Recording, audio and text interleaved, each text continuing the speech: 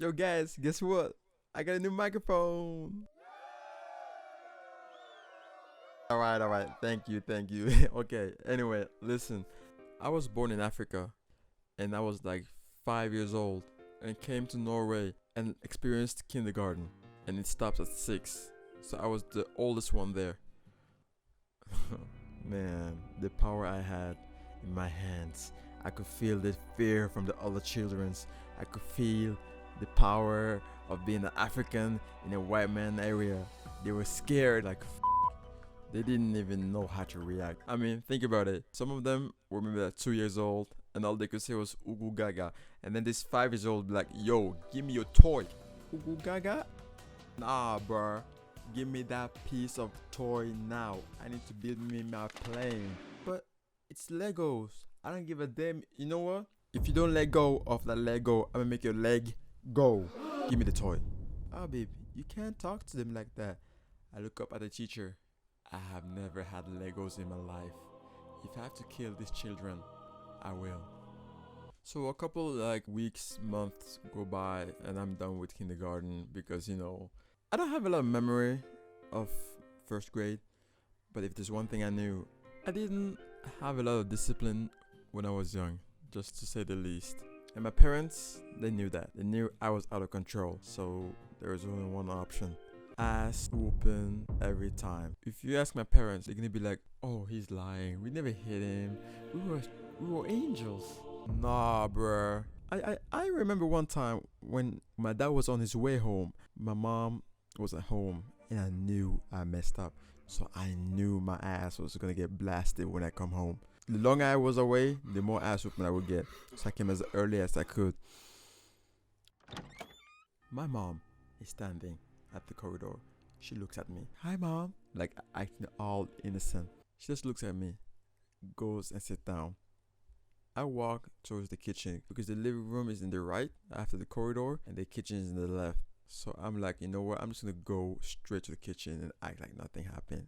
I walk to the kitchen. I turn my back. Biggest mistake. Oh, pow! I stumble. Then I feel the pain. Bam! Just hit my back. I'm like, what is going on? Before I can even think. Bam! Another one. And another one. I'm standing there just waiting for it. And I freeze up. And then suddenly I hear the door open. And I see my dad come in. He's like, what's going on here? What's happening? And then my mom's like, this baby don't go sleep for me, paddy. I can't beat until sleep. My dad's like, wait, you can't beat until sleep? Ah, baby Kaya. He started running. I go behind my dad. I'm sweating. I'm suffering. He's standing in front of me, my mom. My mom is like, move. I won't move. Okay, I'm gonna make him move. How are you gonna make it? Before I could even finish my sentence, my mom takes the bell, twists it around her arm, and flick it.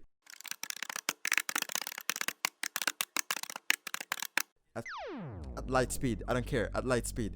And then this hit me at the rib cage. It bends behind my dad's side. Hit me in the rib cage. I'm like, oh, how the heck? Oh, pow, another one. Pow, another one. I pass out. Oh, I didn't pass out. I just got crying like a little baby.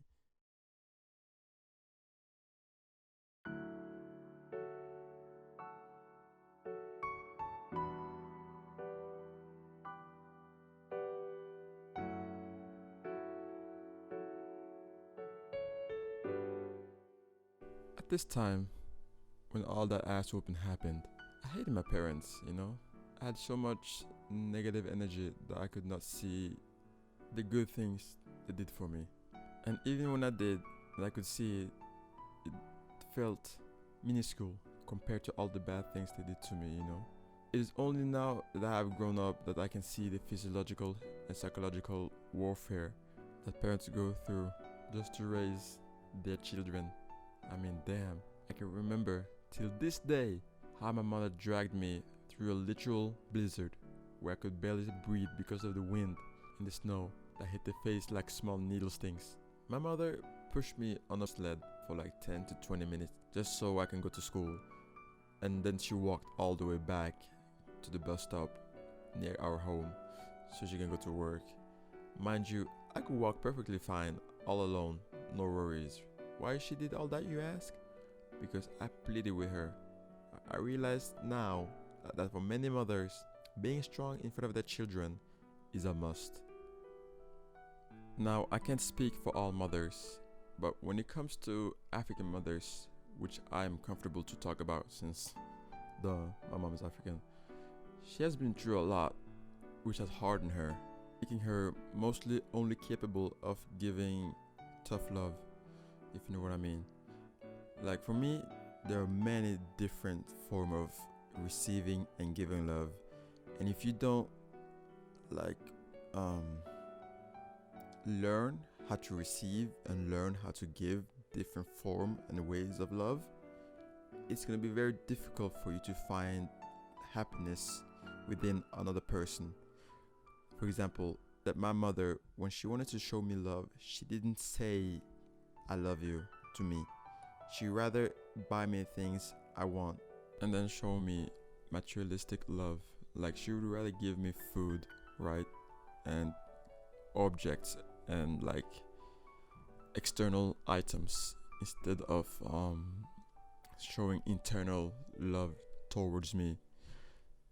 And I didn't understand that at the time, because when I was young and living in a white people area, no offense of course, it was, I saw different type of love. They showed love way more like verbal and with intimate connection than with materialistic and distant form of love. And that made me confused because I couldn't understand my mom. Why would she be so difficult, right? Everybody around me is getting hugs and love by hearing it. I was getting love by getting food and video games and toys and all the things that at the time I was happy, but now I wish it was different. But then I understood that my mom showed love materialistically because she didn't have all the stuff that I have or had when I was young. You know what I mean? When she was young, like I said, she had a hard childhood. So I believe when she was growing up and thinking about having a child, I think she wanted me to have everything she didn't have when she was younger. Maybe that made her lack the form of love that I hoped for, you know? But all in all, respect to all mothers that have children like I was, and I hope they will grow up to be a good person, and I hope all your hard work pays off. So watch out for your mother and try to understand their love language. A mother is more than a regular person in your life. We all know that. But how often do you remind yourself of her sacrifice for you? Daily? Weekly?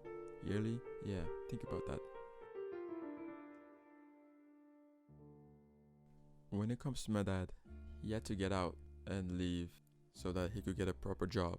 Because at the time where we were living, racism, I couldn't see it because I was young and naive. But my father and my mother, they were experiencing it daily, every day. So it made it very difficult for my mom and my dad to get jobs. They had experience and knowledge and degree. So it wasn't like they were stupid or anything, but the racism was so strong that my father had to take his own fate in his own hands and just travel to the main city and leave me and my mom behind so he could get some money, buy a house, and then get us there. So I realized being a father, you're meant to push the family further, you know what I mean? So as an adult now, I realize fatherhood underrated by both men and women. Like fatherhood and motherhood, for me there's a difference between being a man having a child and a father having a child. Because when you're a father, by then you should have understood your insecurities, your doubts, your strength, your weakness, and your emotional spectrum. If you don't have that in place, and this goes for the mother too, it would be very difficult for you to raise your child. Just as how it is. Yeah. There's a lot more when it comes to being a parent, of course. I'm just touching the surface. Thank you for watching this video. And I hope you prosper and grow. And remember, my name, it doesn't matter. Your name, it doesn't matter. Because we're all here to help each other. Bye.